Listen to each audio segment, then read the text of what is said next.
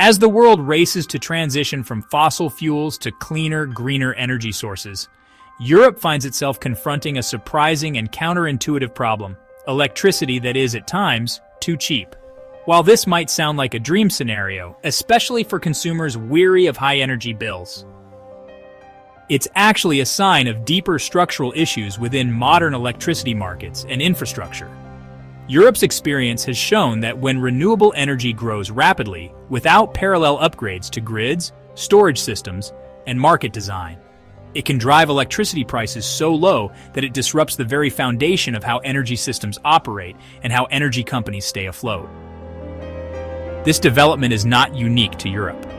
As other countries ramp up their deployment of renewable energy, many are likely to encounter similar market pressures.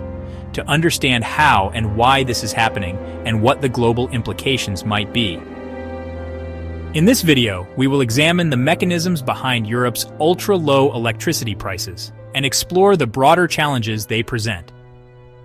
Just a reminder, if you enjoy the video, please hit that like button and subscribe. At the core of this issue lies the unique nature of renewable energy, particularly wind and solar power. Unlike fossil fuel plants, which incur ongoing fuel costs, renewable installations have very low marginal costs. In other words, once a solar panel or wind turbine is built, producing additional electricity costs almost nothing. This characteristic gives renewable energy a natural cost advantage in the market. In recent years, European countries have rapidly expanded their renewable energy capacity. On sunny or windy days, renewable sources can now generate the majority, or even exceed, the electricity demand in some regions. When that happens, traditional fossil fuel power plants, which have higher operating costs, are pushed out of the market. This abundance of renewable electricity drives wholesale electricity prices down. In fact, during periods of high generation and low demand, prices can become so low that they fall below zero. This means that producers might actually pay to supply electricity to the grid. The pricing system used in many European countries helps explain this further. Most of Europe's electricity markets rely on what's known as a marginal cost pricing model. Under this system, all electricity generators are paid the same market price, which is set by the last and most expensive generator needed to meet demand, typically a natural gas plant. But when there's enough wind or solar power to meet demand on their own, those expensive fossil fuel plants aren't needed. As a result, the market price collapses, sometimes into negative territory. This has become an increasingly common occurrence in countries like Germany, and even as far away as Australia. The fall in electricity prices isn't solely due to the growth of renewables.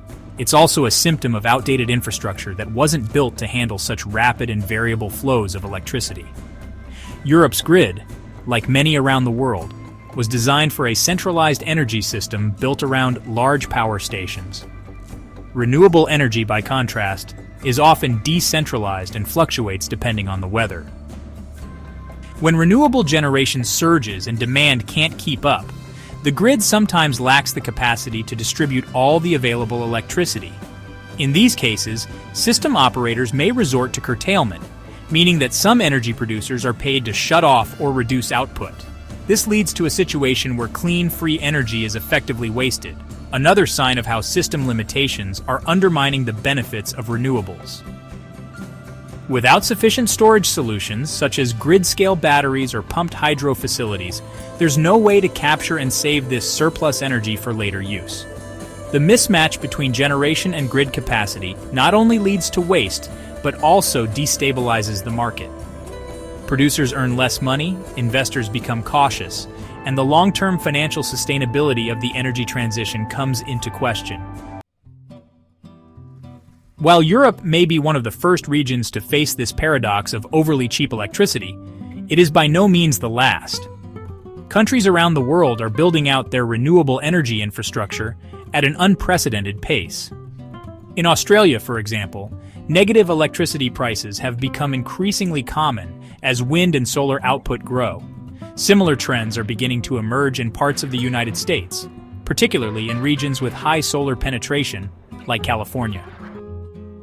China, which has become a global leader in solar and wind installations, may also face these challenges as its energy mix continues to shift away from coal. According to the International Energy Agency, or IEA, this phenomenon, falling electricity prices driven by renewable energy, is becoming a global trend. As more countries hit higher shares of wind and solar, they too will likely experience downward pressure on electricity prices, curtailment, and the need to rethink how their markets are structured. However, not all countries are equally prepared. Without significant investments in grid modernization, storage systems, and new market mechanisms. For many regions, they could face the same operational and financial pressures currently felt in Europe. While cheap electricity might sound like good news at first, especially for consumers and businesses, it could present serious risks to the long-term health of the energy system. Power producers, both renewable and conventional, rely on stable pricing to cover their costs and attract investment. If prices become too volatile or stay too low for extended periods, it could discourage the private sector from building new generation capacity, including renewables. Even more concerning, the mismatch between pricing and value could hinder innovation and flexibility.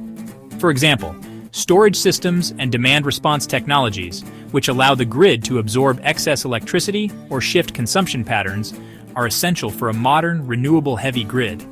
Yet current market structures often fail to reward these services adequately, making it harder to justify the investments needed to build them.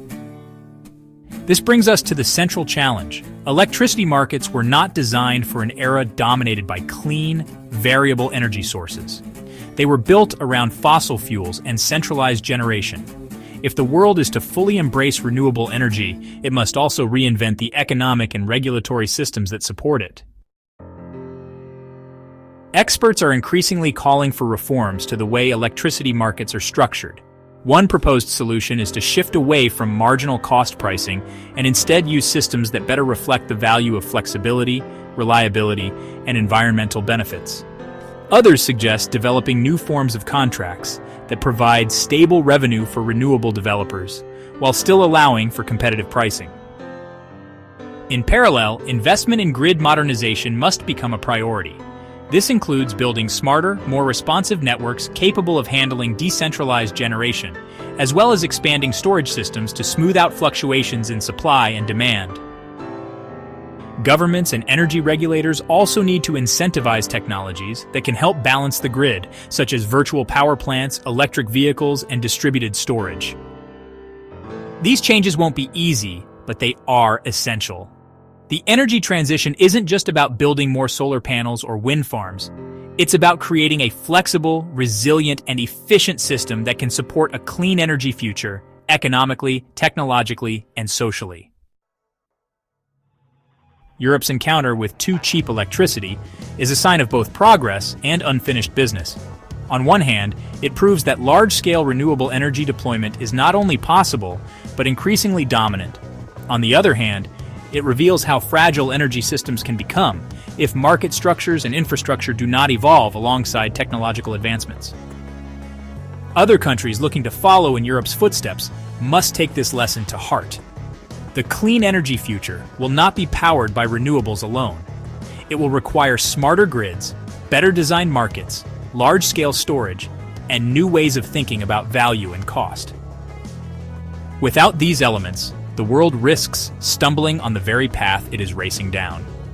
If abundance is to be an advantage, not a liability, then the systems that support it must be as modern and dynamic as the technologies they are meant to enable. Before you go, check out some of my other videos. Don't forget to hit the like button and subscribe. Thanks for watching. We'll see you at the next one.